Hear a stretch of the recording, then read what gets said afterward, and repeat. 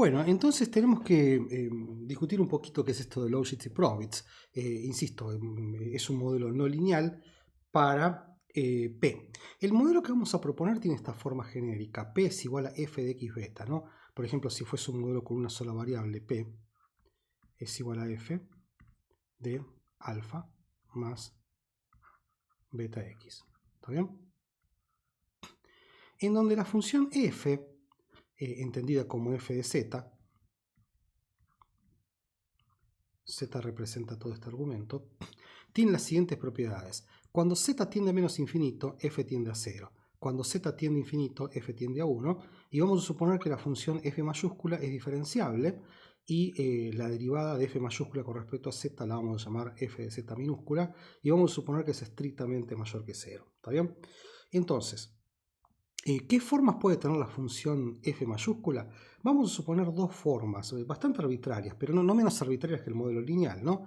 Una es lo que se llama modelo Probit, en donde f de z también tiene esta forma. Fíjense que la variable está metida acá, ¿está bien? Es el límite de integración. Esto que está acá es la función de distribución acumulada de una variable aleatoria normal estándar, ¿está bien? Ya se las voy a mostrar. Y otra alternativa es lo que se llama función Lowshit, que es la función e a la z por 1 más e a la z. El trabajo que les pido que hagan es que dibujen estas dos funciones en Excel, ¿está bien? O en lo que quieran usar para dibujar, ¿está bien? Y deberían verificar rápidamente que estas dos funciones tienen estas dos propiedades, estas tres propiedades, ¿está bien? Ahora las vamos a ver gráficamente. Fíjense que trivialmente el modelo lineal de probabilidad se corresponde al caso en donde fz es igual a z. O sea, f de z es una función lineal que es la función de identidad, ¿no? O sea, que tiene ordenada al origen 0 y pendiente igual a 1, y que trivialmente no tiene ninguna de las tres propiedades deseables. ¿Está bien? Se las muestro gráficamente. Acá está. Si se toman el trabajo, insisto, les pido que lo hagan. Si dibujan, esto es z. ¿Está bien? Y esto es f de z.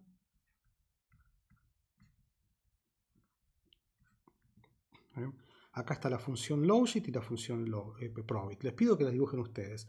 Y fíjense, por lo menos que intuitivamente, les pido a ustedes que lo hagan analíticamente, se nota que esta función tiene asíntotas en 0 y 1. ¿Está bien? En 0 y 1.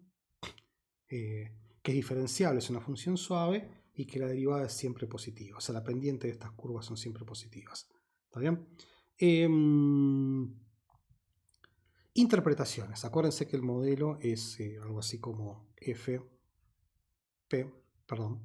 es igual a f de alfa más beta x. Insisto, esto para dos variables para simplificarlo, ¿no? Entonces, fíjense que la derivada de p con respecto a x es, acá hay que derivar con la regla de la cadena, ¿no? La derivada con respecto a lo que está acá adentro es trivialmente beta. Y después me toca sacar la derivada de f con respecto a todo lo que está acá adentro, que es f minúscula, por x beta. Insisto, acá utilizo la regla de la cadena, ¿no? De la cadena. ¿Está bien? Y fíjense que no es una constante. O sea, la derivada no es una constante. ¿Por qué? Porque la derivada depende de donde yo lo evalúo. Uno dirá a esta altura del partido, sí, chocolate por la noticia, voy para atrás. La derivada de este objeto que está acá no es una constante. ¿Está bien? Bueno, ok, sí, ya lo sabíamos porque era un modelo no lineal. Ahora, fíjense la siguiente cosa. Fíjense que el signo de la derivada coincide con el signo del coeficiente. ¿Por qué? Porque f por construcción es estrictamente positivo. O sea que el signo está dominado por esto. ¿Está bien? Entonces, primera cosa que tienen que sacar es que por ahora los coeficientes de un modelo Lowshit o Probit no son interpretables, pero sí su signo. Acá está puesto al revés. O sea que el signo es interpretable, pero no el valor. ¿Está bien? Entonces, primera cosa, no intenten por ahora interpretar los coeficientes de un modelo Lowshit o Probit, porque los coeficientes no son las derivadas. Pero resulta que el signo de un coeficiente Lowshit o Probit sí es interpretable. O sea, sí, el signo en el modelo de ingresos es positivo, es porque un subsidio tiene un efecto positivo sobre las chances de que un chico vaya al colegio secundario, pero si el coeficiente es igual a 0,4221, ese número en sí no tiene una interpretación por ahora. ¿Está bien? Lo que se utiliza mucho en la práctica es lo que se llama efecto marginal en las medias. ¿Está bien? Esto sobre todo a Stata le gusta mucho, pero les tengo que advertir algo. ¿Está bien? ¿Qué es el efecto marginal en las medias? Es la pendiente pero evaluada en el punto de las medias muestrales. ¿Está bien? Es como si yo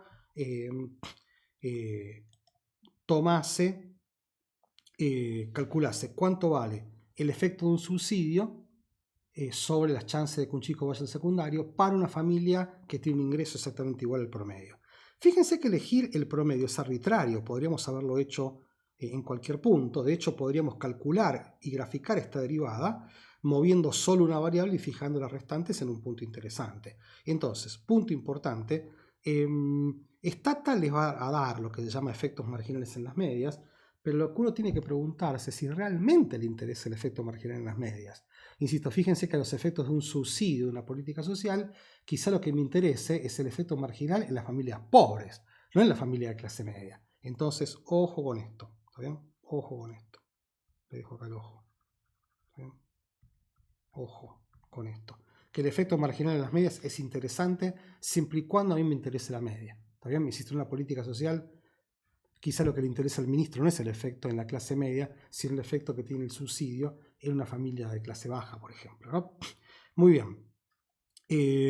Logit o Probit. ¿Está bien? Bueno, la respuesta es que les voy a dar es completamente arbitrario. Usen cualquiera, porque son prácticamente idénticos en la práctica. Resulta que si X es una variable aleatoria logística, se puede demostrar, esto no lo hagan, no es fácil, que la varianza de esa variable aleatoria es pi al cuadrado sobre 3. ¿Qué significa que una variable aleatoria sea logística?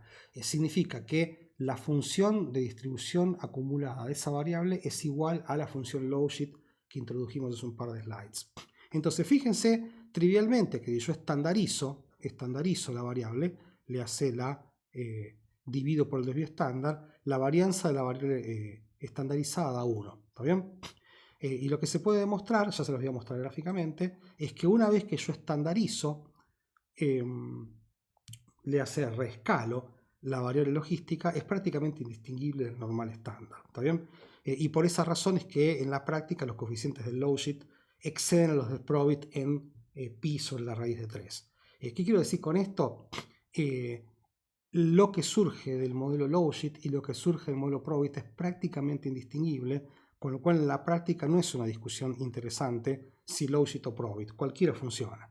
Acá les muestro un dibujo. Acá lo que hice fue mostrar la función de distribución acumulada para una variable aleatoria normal y para una variable aleatoria logística estandarizada. Y fíjense que en todo el rango son prácticamente idénticas. Entonces, en la práctica no es interesante discutir si logit o si probit. ¿Está bien?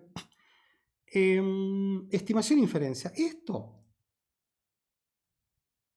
me lo voy a saltear. ¿Está bien? Voy a hacer esto. Es horrible, pero me lo voy a saltear. ¿Por qué? Porque son cosas que yo prefiero que vean en la maestría. ¿Está bien? ¿Qué vamos a decir? Los modelos Logit y Probit se van a estimar por el método de máxima verosimilitud.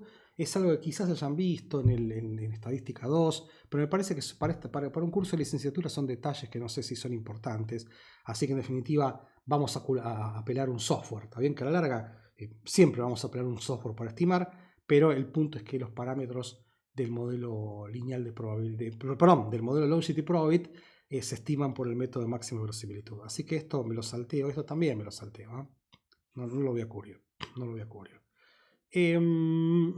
Sí, una cosa que se puede mostrar es que, esta es una forma rara, pero básicamente lo que dice esto es que el estimador que surge del método de máxima verosimilitud del modelo Logit o el Probit, cuando n es lo suficientemente grande, tiene distribución normal, ¿está bien? Centrada en el verdadero valor de los parámetros y con una varianza, ¿está bien? Que vamos a llamar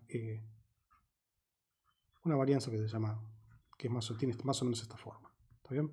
¿Qué quiero decir con esto? Que el método de máxima verosimilitud cuando el tamaño de la muestra es lo suficientemente grande, tiene distribución normal. ¿Está bien? ¿Qué es lo que la implicación más importante que tiene eso? Es que se pueden hacer test T como los que hicimos con el modelo de regresión. Por ejemplo, este es un test T estándar que consiste en, tiene la forma estándar, ¿no? El valor estimado menos el valor hipotetizado dividido la raíz cuadrada de la varianza. Vamos a usar como valor de referencia la distribución normal. O sea, ¿qué quiero decir con esto? Que la tabla de salida de un modelo Probit o Logit es la misma que la tabla de salida de un modelo